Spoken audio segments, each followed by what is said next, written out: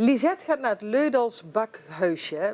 Milica heeft een boekentip en we duiken in de wereld van de Breedhaler. Dit is Dwars door Limburg.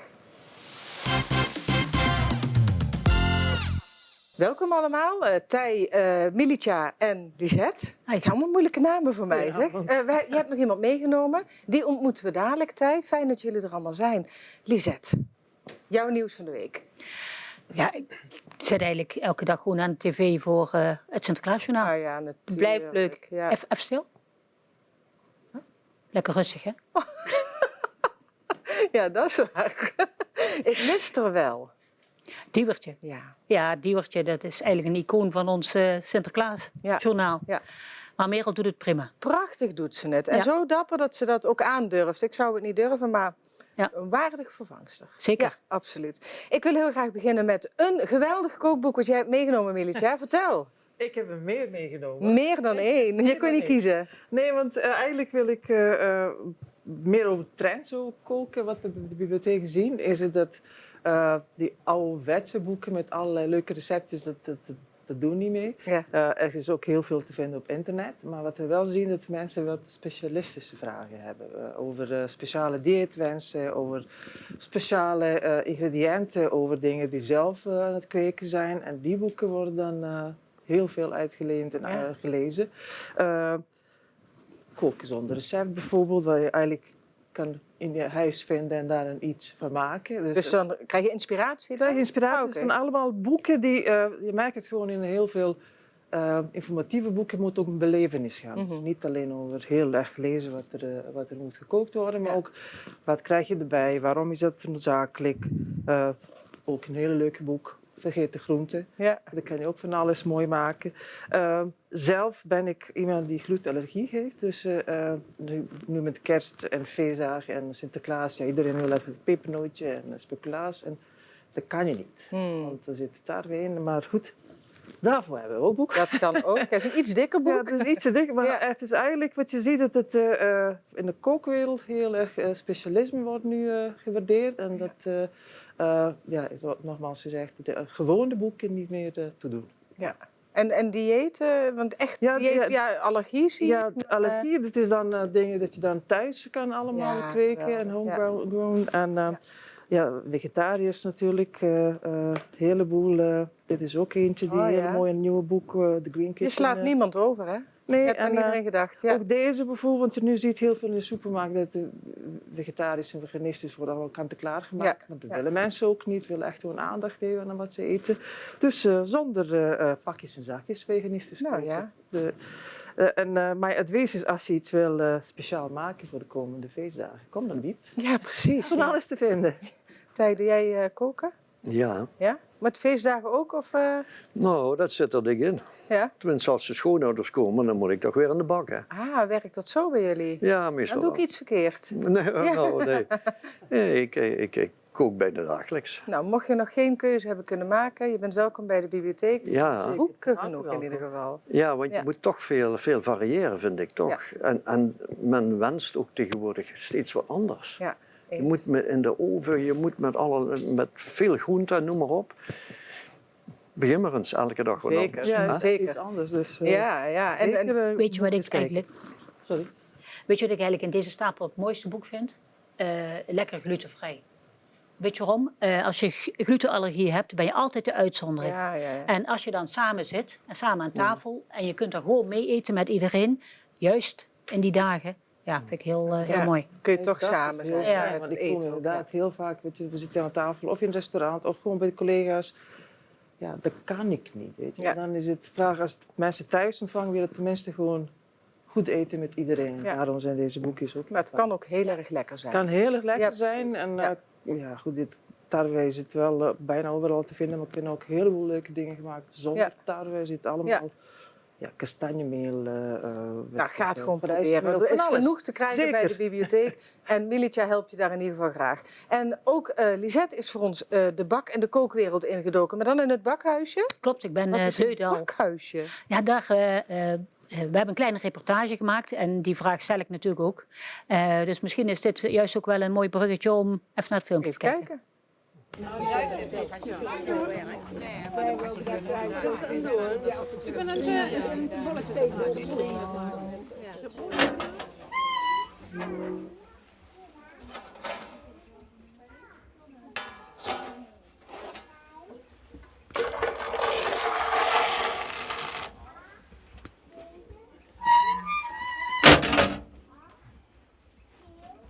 Nu is het wachten.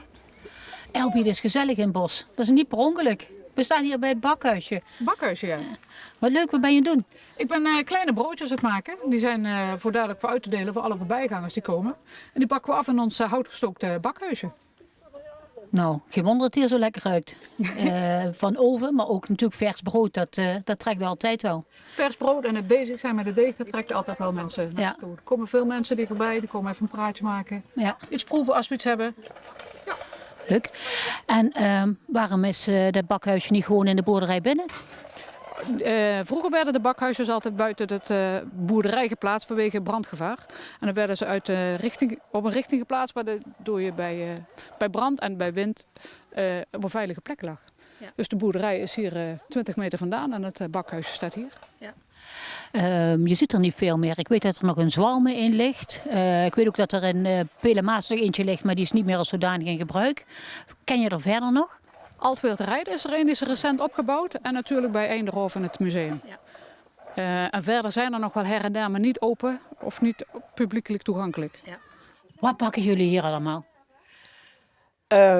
Om te beginnen hebben we afbakbroodjes. Dat gaat lekker snel. Dan hoeft de oven maar heel even dicht en dan is er al wat om te proeven. Mm-hmm. En in de tussentijd hebben we deeg gemaakt. Dat moet rijzen. En daarna wordt het in de vorm gekneed en dan gaat dat successievelijk in de oven. Maar het kan van alles worden. Vandaag zijn het pompoenbroodjes. We bakken ook wel eens vlamkoegen of pizza. Of nou ja, wat vlaaien ook wel. Oh. Maar dat hangt er vanaf hoe de muts van de bakker staat. Dag meneer, je gaat lekker smikkelen. Ja, het is wel mooi dat Staatsbosbeheer dat doet, hè? Ja. Dus we wandelen bijna elke zondag. Mm-hmm. En als dat zo'n paar keer per jaar op is het wel leuk, is gezellig. Dan krijg je nog een schat. Als je nog eens tussendoor iets van genieten. Ja, dat is altijd wel leuk. Een lekkere bos in en een broodje met bosvruchtenjam. Pas je helemaal bij elkaar. Ja, en dan dat zonnig gevoel. Heerlijk. Ja.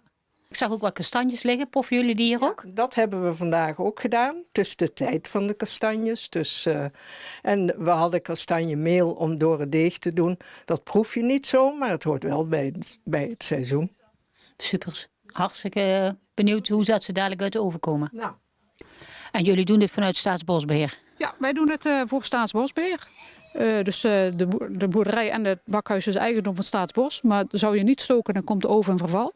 Dus wij doen 5 zondagen per jaar met een groep vrijwilligers. Proberen we hier te stoken en wat leuks te bakken. Ja, en voor volgend jaar, want dit is de laatste keer. Ja. Voor volgend jaar staan de nieuwe tijden op de site en staan ze op het huisje. Hier zullen toch wel makkelijk vrijwilligers voor te vinden zijn? Nou, dat valt nog tegen.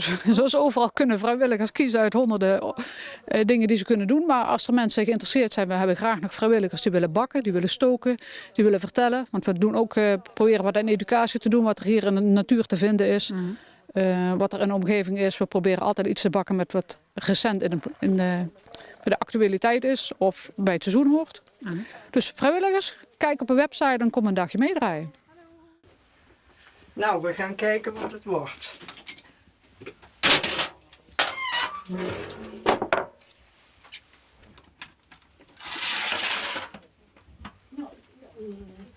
Ja, super. Kijk, mooi. Nou, wil ik er graag door en deze plaat is heet. Nee, dat waren die. Ja, wacht maar. Dat is goed bedoeld.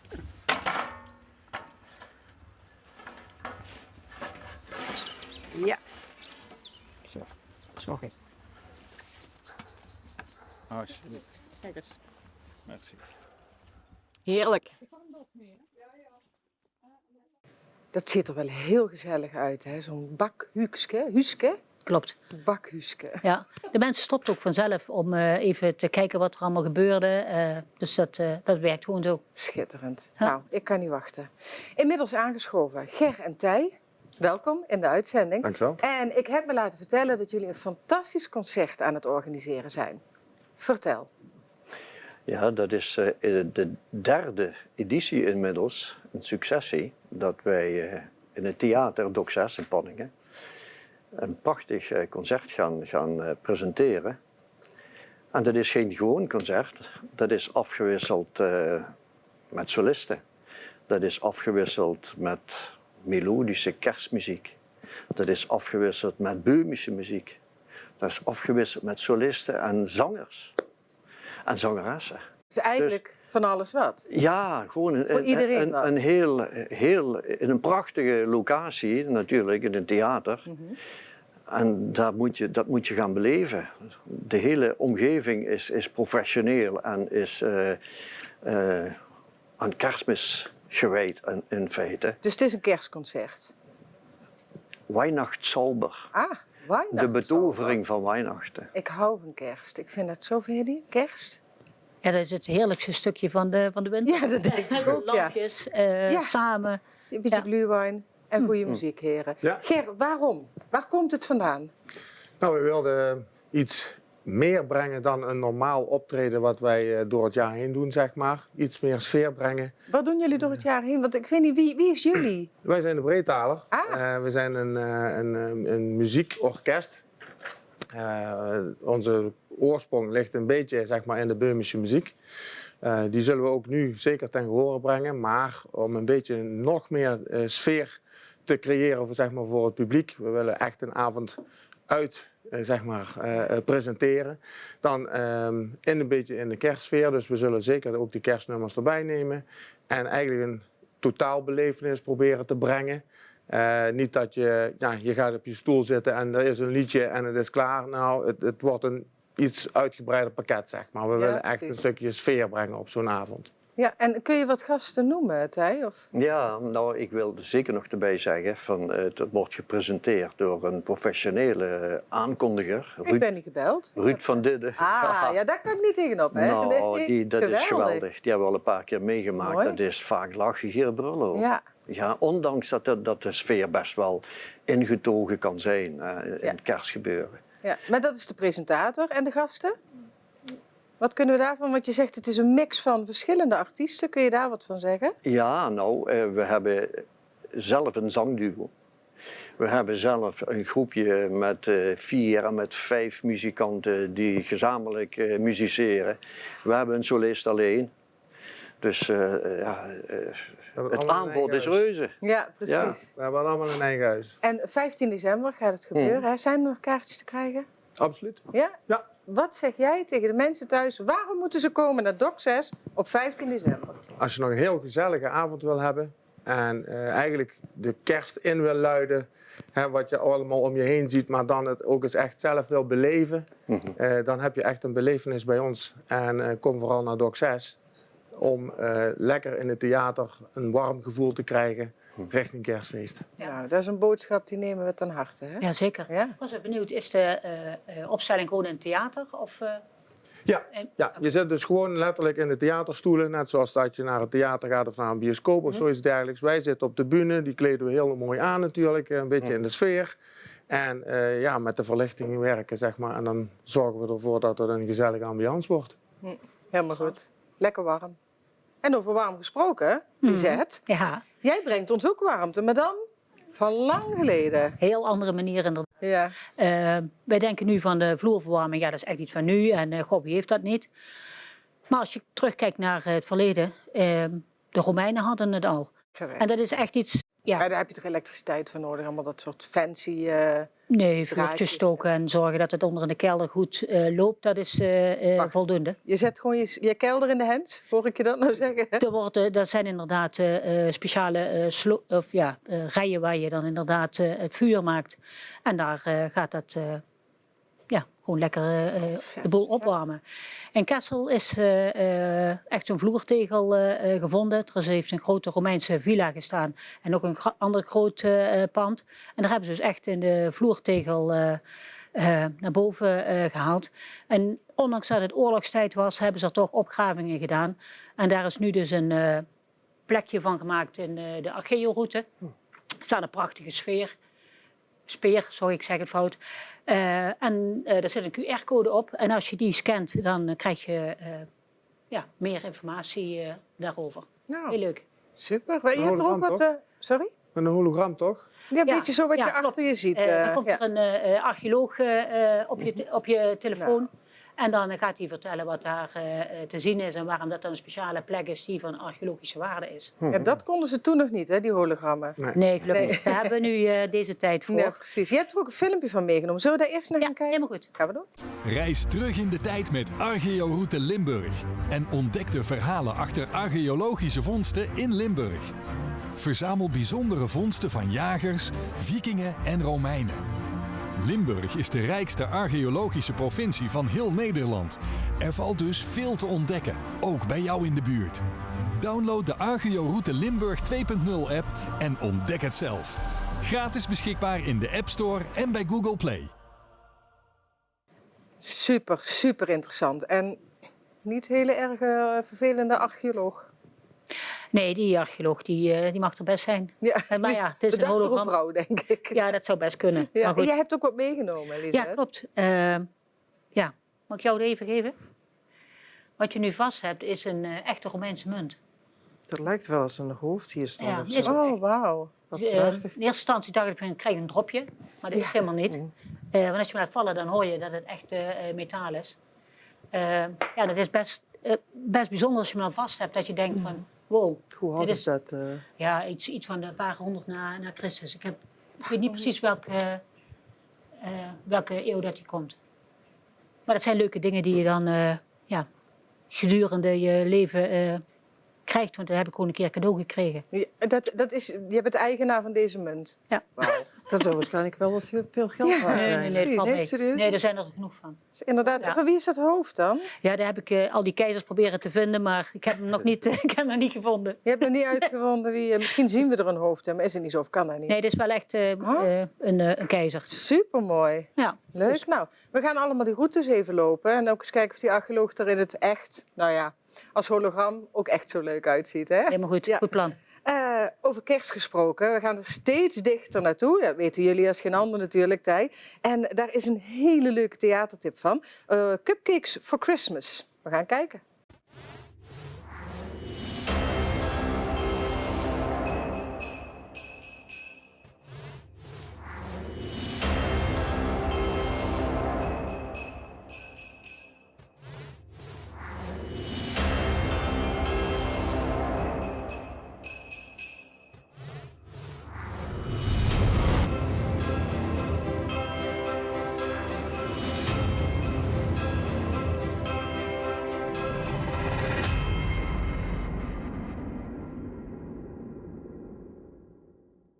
Superleuk. En dat is niet alles, want we hebben er nog één. Herman, we have a problem.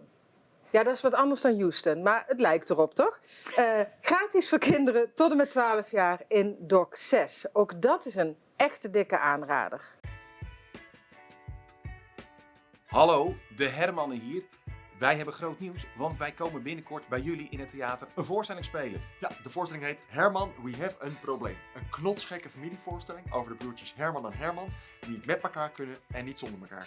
Een voorstelling met een raket. Ja, en over groot dromen. En je vooral niet uit het veld laten slaan door tegenslag. En natuurlijk veel cola en mentos. Ja, het is een spectaculaire voorstelling van de nok van het theater tot achter in de zaal. Het is een voorstelling voor 6+, maar voor ouders ook superleuk. En ik zou zeggen, mis deze kans niet. Nee, tot snel. Tot snel. Milica, over toneel. Want Lezen. ook daar kun je over lezen, hè? Ja, eigenlijk zijn dat niet echt boeken over toneel, maar die zijn wel gemaakt in de vorm van toneel.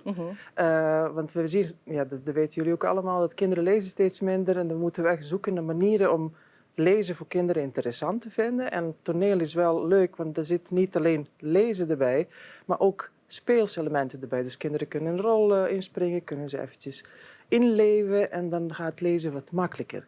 En we zien heel veel dat dit soort boekjes vaker worden gelezen door kindjes die echt moeite hebben met gewoon tekst. Ja. Want dit zijn korte zinnetjes, allemaal dialogen. Wordt van tevoren uitgelegd waar gebeurt het, wat zijn de personages. Kunnen kinderen personages zoeken. Op scholen vinden ze dat fijn, maar ook thuis met ouders. En dan is het heel vaak herhalen, want dat vinden kinderen ook geweldig. En na een bepaalde tijd, ondanks dat dit al echt voor lezen is bedoeld, gaan ze gewoon uit kop alles vertellen. En ik ga het weer laten zien. Dan zie je bijvoorbeeld hier staan allemaal welke personages er zijn. En dan kunnen kinderen kiezen, daar wil ik wel zijn. En dan kiezen ze ook altijd dezelfde personage. En dan is het ook tip aan ouders. Soms komen wat moeilijke woorden tussen. Niet meteen vertalen of zo, want kinderen moeten leren. En dan op zo'n manier, door te lezen en te begrijpen waarom die woorden gebruikt worden, pakken ze ook de betekenis voor de woorden. Laat ze maar ontdekken. Ja, ontdekken. Ja.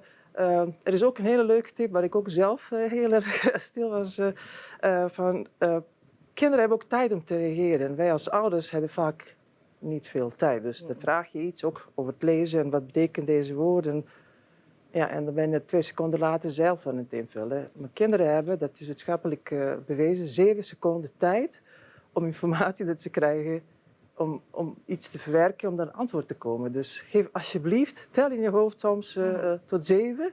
Als je aan het lezen zijn, als er niet meteen een antwoord komt, want dan komt hij wel. Meer stiltes. Meer stiltes, gewoon ruimte geven, dat kinderen wat ze lezen dan echt gewoon tijd krijgen om te begrijpen. Want niet snel.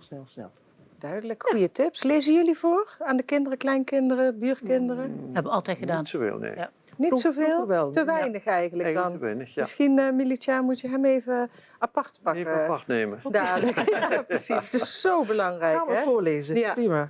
Lisette, tijd voor een nieuw wapen, lees ik op mijn sheet. Klopt, de heilige Nicolaas. Ah, natuurlijk. En juist in deze periode dacht ik van, dat is wel mooi om die te kiezen. Broekhuizen heeft Nicolaas als als wapen, als logo? als persoon in het wapen staan. Ah ja. En als je dan heel die tekst leest, dan gaat het over de hermelijntjes die in het wapen komen. En ook over het sinopel. Wat zijn hermelijntjes? Hermelijntjes. Hermelijn is een dier. Ja. En de staartjes daarvan, die zitten op koningsmantel, zitten die als zwarte puntjes erop. En die zie je dus ook in het wapen staan. En als je dan die beschrijvingen leest, dan zitten er ook gewoon echt zaken in dat je denkt van, nooit van gehoord. Een nimbus. Een nimbus? Een nimbus. Een imbus, dat weet ik. Maar een nimbus? Nimbus? Nooit van gehoord. Als je zo'n heilige krans hebt, dan noemen ze een nimbus. Is dat niet een aura of zo dan? Ja, nee, ik ga maar de dat noemen ze dingen dus zeggen. een nimbus. Want er wordt helemaal uitgelegd waar die, welk stuk goud is en welke kleur wat heeft. Om dan te duiden hoe het wapen er goed uitziet. Nicolaas, dat is ook de troonheilige van Meijel. Dus het gemeente Meijel had ook Nicolaas in het wapen staan. En die heeft ook een emmer met 3 kinderen erbij. En die kinderen zouden tot leven zijn gewekt. Maar in de officiële teksten staat niet in waarom dat die kinderen dan op die put ze lijken te zitten. Dus dat weten we dus niet. Ik hou daar zo van die geschiedenisverhalen. Ik kan er gewoon even drinken. Hè? Heel mooi. Het blauwe, dat vond ik ook wel spannend, want dat is azuur. En als ze het wapen aangemeld hebben bij de instanties daarvoor en vergeten aan te duiden wat op de achtergrond is, dan krijg je gewoon blauw.